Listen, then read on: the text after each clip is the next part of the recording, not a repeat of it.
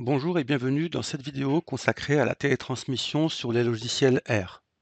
Nous allons voir ensemble les étapes nécessaires pour télétransmettre vos factures. Cette vidéo sera assez courte car la plupart des actions ont déjà été réalisées en amont, comme la saisie de prescription et la facturation. Pour ces étapes préalables, je vous recommande de consulter les vidéos et webinaires correspondants. La télétransmission est la dernière étape avant le paiement. Contrairement à ce que l'on pourrait penser, la facturation et la télétransmission sont deux actions distinctes. La facturation consiste à créer les factures, tandis que la télétransmission consiste à les envoyer pour être payé. Pour commencer, allez dans le menu Facturation, à gauche de votre écran, puis Télétransmission des factures. Vous y trouverez vos factures prêtes à être transmises. Sur cet écran, vous verrez plusieurs colonnes. Le numéro de facture, le destinataire de la télétransmission, c'est-à-dire la caisse ou la complémentaire, le patient concerné et le mode de facturation. Vous pouvez décocher les factures que vous ne souhaitez pas télétransmettre. Notez cependant qu'il y a un délai de 8 jours, après laquelle les factures ne pourront plus être décochées. Si les factures sont bloquées, vous devrez les annuler en cliquant sur le crayon à côté de la facture si vous ne souhaitez pas les télétransmettre. Quand tout est prêt, pour télétransmettre les factures, il suffit de cliquer sur le bouton Transmettre. Ce bouton va créer des lots de factures et les envoyer immédiatement. Si vous souhaitez créer des lots sans les envoyer, cliquez sur la flèche juste à droite de Transmettre, puis choisissez Mettre en lot. Le logiciel va mettre en lot vos factures sans les transmettre.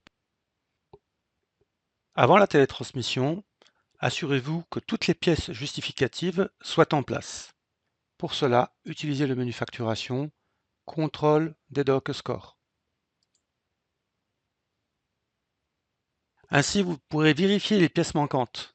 Les factures complètes n'apparaîtront pas dans ce menu. Seules celles avec des pièces manquantes seront listées.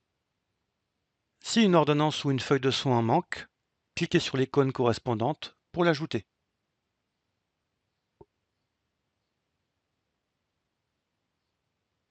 Vous disposerez alors de tous les moyens habituels pour intégrer votre ordonnance.